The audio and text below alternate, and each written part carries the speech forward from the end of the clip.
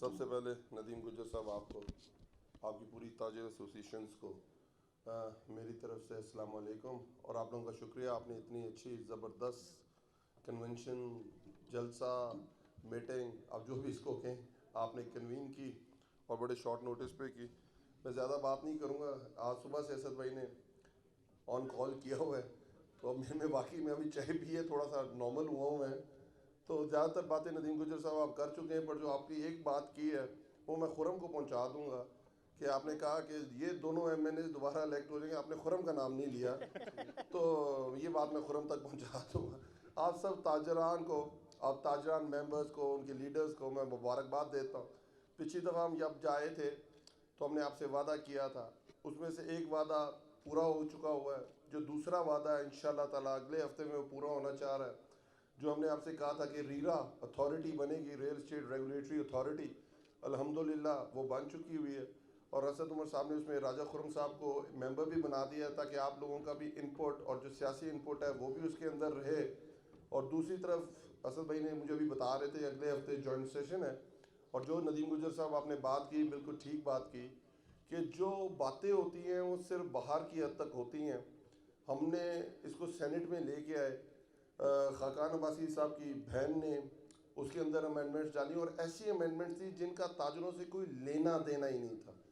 اس کے بعد موصوف ایک ہمارے پیپلز پارٹی کے ہیں، ایکس چیئرمین سینٹ بھی رہ چکے ہوئے ہیں، انہوں نے امینڈمنٹس ڈالی، اور ہم آخری وقت تک انہیں کہتے رہے، اور میں نے آپ کے ندیم گجر صاحب آپ کو بھی کہا تھا کہ باقی جو آپ کے تاجر باقی جماعتوں سے تعلق رکھتے ہیں وہ ان کے پاس جائیں، پر انہوں نے نہیں سنی وہ بات۔ 90 ڈیز کے اندر وہ لیپس ہو گیا۔ اب الحمدللہ ہم نے نیشنل اسمبلی میں لے کے آئے، اس کی تحریک پاس کی، وہ جوائنٹ سیشن میں آ گیا۔ انشاءاللہ تعالیٰ اس جوائنٹ سیشن کے اندر اسد بھائی نے کبھی پرائیویٹ ممبر بل نہیں آتا جوائنٹ سیشن میں، گورنمنٹ کے بل آتے ہیں، تو آج میری ڈیوٹی لگائی تھی، میں بابر اعوان صاحب سے جا کے مل آیا ہوں، تو انشاءاللہ تعالیٰ یہ نیکسٹ سیشن کے اندر انہوں نے یہ لگا دیا ہے، اور انشاءاللہ تعالیٰ یہ رینٹ کنٹرول اتھارٹی بننے جا رہی ہے۔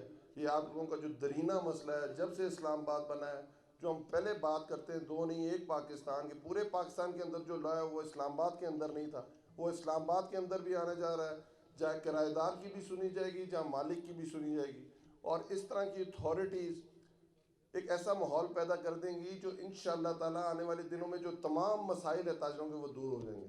آخر میں آپ سب کا ایک دفعہ بہت بہت شکریہ جی۔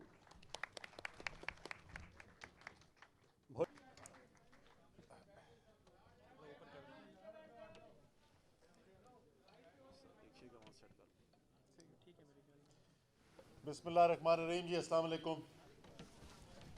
سب سے پہلے تو یہ بتائیں کہ یہ کیا راز ہے کہ پچھلے 8 سال سے جب سے اسلام آباد میں ہم ایسے ایونٹ کر رہے ہیں تو میں روز بروز بڑھا ہوئے جا رہا ہوں، یہ عمران دلازک ویسے کا ویسے ہی ہے، اس میں کوئی فرق ہی نہیں پڑتا۔ ندیم گجر صاحب آپ کا شکریہ کہ آپ نے سب کو یہاں پر بلایا اور اس تقریب کا اہتمام کیا، اور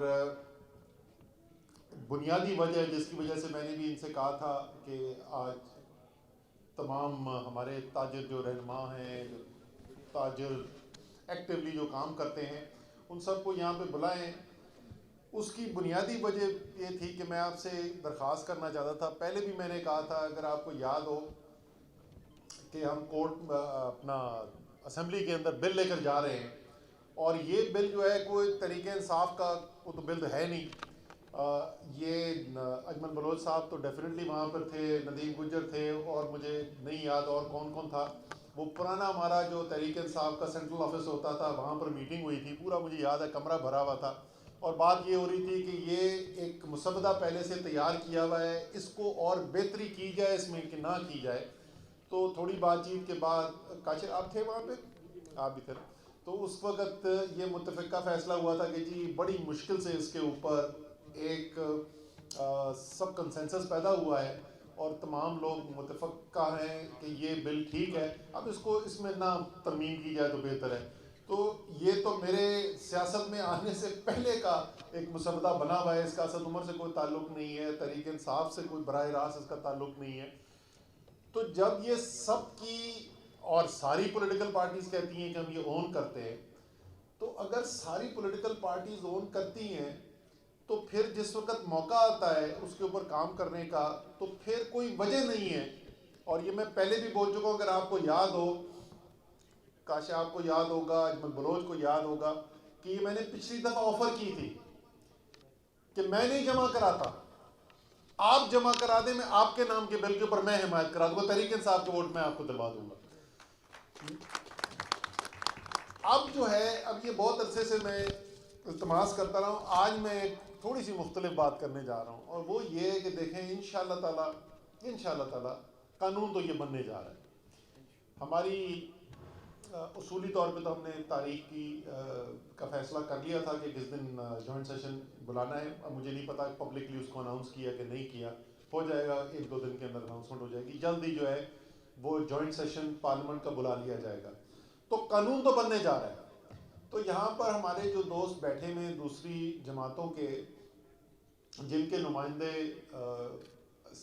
قومی اسمبلی کے اندر یا سینٹ کے اندر موجود ہیں, تو وہ اپنے نمائندوں کو, اپنے پارٹی کے نمائندوں کو یہ پیغام ضرور دیں کہ قانون تو بننا ہی بننا ہے.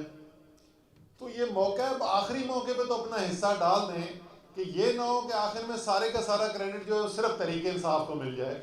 تو کیونکہ میں پھر بھی یہ چاہتا ہوں کہ یہ غیر سیاسی بل ہے, اس کا کوئی سیاسی وابستگی سے تعلق نہیں ہے.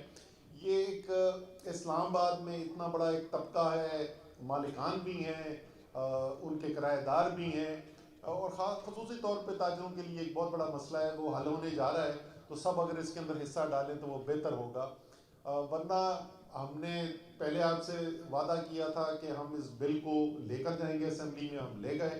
پھر ہم نے وعدہ کیا تھا آپ سے کہ تحریک انصاف کا ہر ممبر جو ہے اس کو ووٹ ڈالے گا, وہ آپ نے قومی اسمبلی میں دیکھ لیا کہ ہر تحریک انصاف کے ممبر نے سپورٹ کیا. اور انشاءاللہ تعالی یہ آخری جو وعدہ ہے کہ جوائنٹ سیشن کے اندر بھی تحریک انصاف اور اس کی حلیف جماعتیں جو ہیں, مسلم لیگ کاف ہے, بلوچستان عوامی پارٹی ہے, مہاجر قومی موومنٹ ہے, متحدہ قومی موومنٹ ہے, اور ہماری پی ایم ایل کیو ہے, تمام جو پارٹیز ہیں, اپنے شیخ رشید ہے, یہ سب جو ہیں, راشد شفیق ہیں ہمارے ساتھ, اب تو 2 ممبر ہیں ان کے, تو وہ تمام انشاءاللہ تعالیٰ اس کو دوبارہ سپورٹ کریں گے. تو یہ مسئلہ امید ہے, اللہ تعالیٰ فیصلے کرتا ہے, لیکن امید یہ ہے کہ یہ مسئلہ انشاءاللہ تعالیٰ حل ہونے کے لیے جا رہا ہے.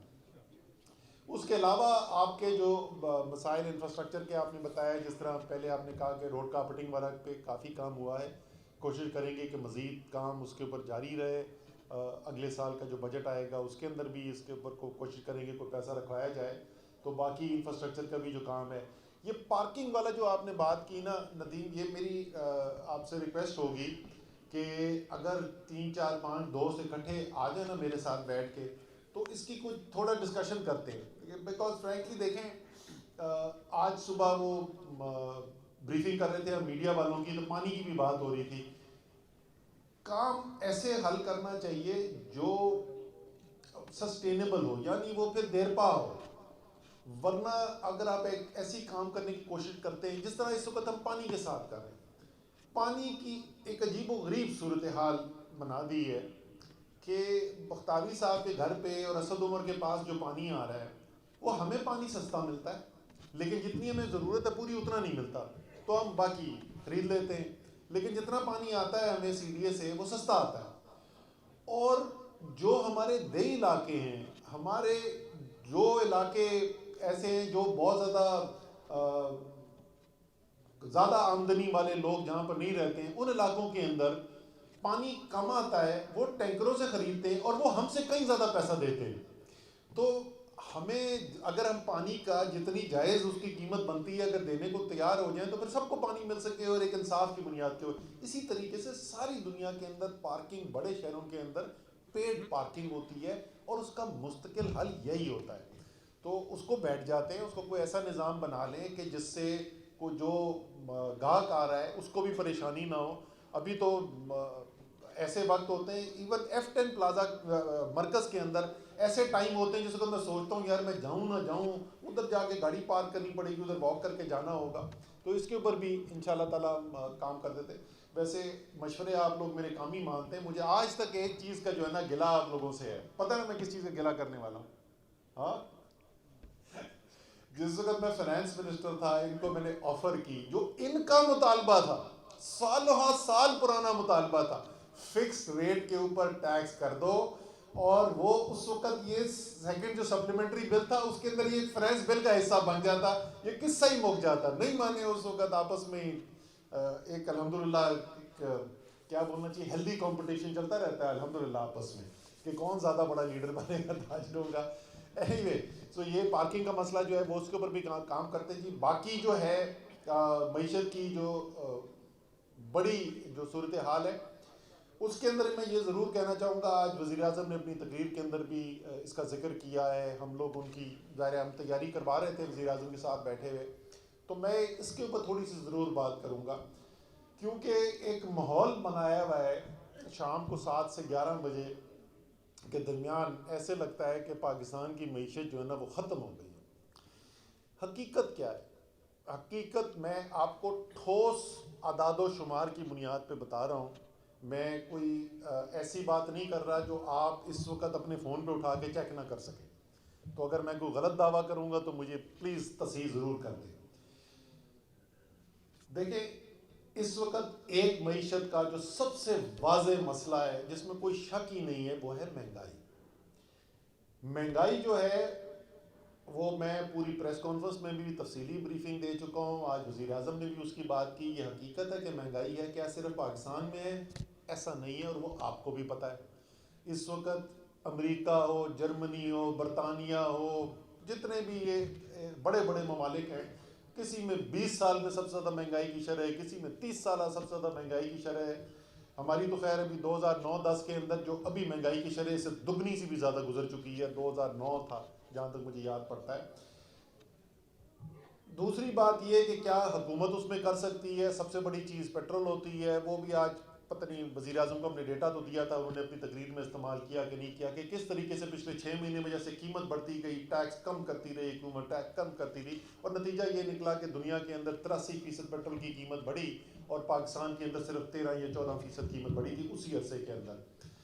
اور اس کے باوجود بھی مہنگائی ہے. اس کے اوپر آج بہت بڑے پیکج کا اعلان کر دیا وزیر اعظم نے. جو عام آدمی کی جو بالکل بنیادی ضرورت ہے، آٹا ہے، دالیں ہیں، خوردنی تیل ہے، اس کے اوپر بھی ایک پاکستان کی تاریخ کا سب سے بڑا 120 ارب روپے کا پیکج کا اعلان کر دیا. لیکن یہ ایک پہلو ہے معیشت کا. ہماری بڑی صنعتیں جو ہیں وہ پچھلا مہینہ جو ہمارا گزرا ہے 12.5% پچھلے سال کی نسبت ان میں اضافہ ہوا. ہماری ایکسپورٹ جو 10 سال سے بڑھ نہیں رہی تھی، ہماری ایکسپورٹس کے اندر ریکارڈ ایکسپورٹس ہو رہی ہیں. ابھی دوبارہ مہینہ جو ختم ہوا ہے ہمارا اکتوبر کا، پھر اس کے اندر ریکارڈ سیٹ ہوا ہے. یہ ہماری گڈس کی جو ایکسپورٹ ہے، جو ہماری ٹیکسٹائل جا رہی ہے، ٹیکسٹائل کا بوم ہے. تو ٹیکسٹائل والے خود اشتہار نکال کے بتا رہے ہیں کہ کتنا بڑا اس کو ٹیکسٹائل کا بوم آیا ہوا ہے. اس کے ساتھ ساتھ ہماری بہت بڑی جو ہم نے دیکھا ہے، ہمارا ہمسایہ ملک بھارت نے بے تحاشا ترقی کی ہے آئی ٹی کی ایکسپورٹ کر کر کے. ہم کب سے بات کر رہے ہیں پوٹینشیل ہے جی بہت زیادہ آئی ٹی کا، لیکن ہم جاتے کہیں نہیں تھے. وہی 1 ارب 1.2 ارب ڈالر کے قریب ایکسپورٹ پھنسی ہوئی تھی. پچھلے سال ایک ہی سال کے اندر 47% آئی ٹی ایکسپورٹس میں اضافہ ہوا، اور یہ اس سال کے پہلے 3 مہینے گزرے 43% مزید اضافہ. 47% پچھلے سال اضافہ، اس کے اوپر 43% مزید اضافہ. تو سمجھ لیں 2 سال کے اندر تقریباً دگنی ہونے جا رہی ہیں آئی ٹی ایکسپورٹس. اس سال کا تخمینہ ہے کہ وہ 1 ارب ڈالر سے ذرا سے جو اوپر تھی وہ 3 ارب ڈالر کے قریب پہنچنے والی ہے. سو آپ کی وہاں پر آپ کو گروتھ نظر آ رہی ہے. اسی طریقے سے آپ کی 5 بڑی فصلیں ہوتی ہیں. گندم ہے، چاول ہے، گنا ہے، مکئی ہے اور کپاس ہے. پچھلے سال گندم کی پاکستان کی تاریخ کی سب سے بڑی فصل، چاول کی پاکستان کی تاریخ کی سب سے بڑی فصل، مکئی کی پاکستان کی تاریخ کی سب سے بڑی فصل، اور گنے کی پاکستان کی تاریخ کی دوسری سب سے بڑی فصل. اس سال کیونکہ تقریباً گنے کا ٹائم پورا ہو چکا ہے، پاکستان کی تاریخ کی سب سے بڑی گنے کی فصل اس سال ہونے والی ہے. ریکارڈ پروڈکشن ہو رہی ہے، صنعت بڑی ہو رہی ہے، زراعت بڑی ہو رہی ہے. کپاس پچھلے سال بہت خراب گزرا تھا، اس سال الحمدللہ بہت بہتر ہے. 9.5 मिलियन बेल, 95 लाख बेल्स का तो पक्का हो गया है। उम्मीद है कि शायद करोड़ को भी क्रॉस कर जाएगी, वहाँ पर भी हमें नज़र आ रहा है। सो ज़राअत आपका तरक्की कर रहा है, आपका जो सर्विस सेक्टर का सबसे बड़ा कंपोनेंट है IT, वहाँ पे आपको तरक्की नज़र आ रही है, सनत के अंदर आपको तरक्की नज़र आ रही है। रोज़गार सबसे ज़्यादा कहाँ पैदा होता है? पाकिस्तान में सबसे ज़्यादा रोज़गार है ज़राअत के अंदर। ज़राअत की मैंने आपको कहानी आपको बता दी। अच्छा, इसके साथ साथ ये तो है कि प्रोडक्शन फसल ज़्यादा पैदा हो रही है, उसके साथ साथ क्या हो रहा है कि कीमत मिल रही है किसान को। गन्ने की मुझे अभी तक याद है 2018-19 का जो था, उसके अंदर गन्ने का 130 से 140 रुपए मिल रहा था फार्मर को। पिछले साल 325 से 350 तक भी गया है। 250 तो उससे ज़्यादा औसत थी, दुगनी से ज़्यादा हुई है जो कीमत उसको मिली है। चावल की बेहतरीन कीमत मिली है पिछले साल, कपास की बेहतरीन मिल रही है। 5 साल में मुस्लिम लीग नून की हुकूमत के अंदर गंदम की सिर्फ 100 रुपए मन इजाफा हुआ था, 1200 से 1300 लेके गए थे। हमारा जी 1300 से 1800, 500 रुपए का इजाफा पहले 3 साल के अंदर हो चुका है। अभी अगले साल के लिए कल भी मीटिंग हुई थी, अभी उसका फैसला अगले हफ्ते होना है। तो किसान जो है उसकी पैदावार भी बढ़ रही है, उसको कीमत भी बेहतर मिल रही है। आप और इसका नतीजा क्या निकल रहा है? मोटरसाइकिल की सेल देख रहे हैं, रिकॉर्ड है। गाड़ियों की सेल देख ले, रिकॉर्ड है। बिजली की खपत के अंदर कोई 12% का इजाफा हो गया है। आपकी सीमेंट की सेल्स रिकॉर्ड हैं। हर लिहाज से नजर आ रहा है कि मईशत आपकी बढ़ रही है। और आखिरी हिस्सा इसका ये है कि ये किस वक्त हो रहा है? ये उस वक्त हो रहा है कि जो पिछला साल गुजरा, आज़ादी के बाद से भारत का सबसे खराब साल पिछला साल गुजरा है। इसी तरीके से दुनिया की बड़ी बड़ी मईशतें, अमेरिका, जर्मनी, बरतानिया, ये सब मनफी गई हैं। पिछले साल हमारा 4% इजाफा हुआ है। तो बिल्कुल एक महंगाई का मसला भी है, लेकिन साथ साथ, और उसके बारे में भी हुकूमत क्या कर रही है बता दिया आपको, साथ साथ तरक्की कर रही है। और जाहिर है कि ये सब जो है, जो माल जो बिक रहा है, जिनकी मैंने बात की, मोटरसाइकिलें बिक रही हैं, सीमेंट बिक रही है, गाड़ियाँ बिक रही हैं, टेलीविजन सेट बिक रहे हैं, तो ये कहाँ पर बिक रहे हैं? ये आप ही के ताजरों के ज़रिए बिक रहे हैं। तो अल्हम्दुलिल्लाह इस वक्त ताजरों के जो रेवेन्यूज़ हैं उसके अंदर भी बेहतरी हमें नज़र आ रही है। और मज़ीद बहुत काम करने की ज़रूरत है, इसमें कोई शक नहीं। इंशाअल्लाह ताला और हम काम करते रहेंगे। आखिरी चीज़ जिसकी मैं जिक्र करूँगा, बिकॉज मेरे सामने बड़े रूह रवां यहाँ पर नज़र आ रहे हैं चैम्बर ऑफ कॉमर्स के। मैं आज मुझसे सवाल पूछा गया था, मैंने कहा जी ये वो वाला केस है कि मुद्दई सुस्त गवाह चुस्त। मैं खुद 2 दफ़ा बोल चुका हूँ इस्लामाबाद चैम्बर ऑफ कॉमर्स को, एक इंडस्ट्रियल जोन बना लें, आपको हम ज़मीन भी लेके देंगे, आपको लेजिस्लेशन भी करके देंगे। लेकिन वो इस्लामाबाद चैम्बर वालों को मैं इंतज़ार कर रहा हूँ, किधर है नौजवान? हमारा एक बड़ा नौजवान लीडर है हमारा इस्लामाबाद चैम्बर का आजकल, उसको पैगाम दें मेरा कि मैं इंतज़ार कर रहा हूँ। अच्छा, अब तो नई टर्म आ गई। अच्छा जी, पिछले वाले के वक्त में तो नहीं हुआ, आप आए, बल्कि मैं फिर आता हूँ, नई अगर टीम आई है तो फिर आपसे मिलने के लिए हम आते हैं। तो इंशाल्लाह हम करेंगे जी। बहुत बहुत शुक्रिया नदीम गुजर, एक बार फिर आपको यहाँ पे सबको बुलाने का, मुझे यहाँ पर दावत देने का। और इंशाअल्लाह ताला अगर अल्लाह ताला ने करम किया तो कानून किराएदारी इंशाअल्लाह इस्लामाबाद का कानून होगा अगले ही चंद दिनों, नहीं तो हफ्तों के अंदर तो इंशाअल्लाह हो ही जाएगा। बहुत बहुत शुक्रिया।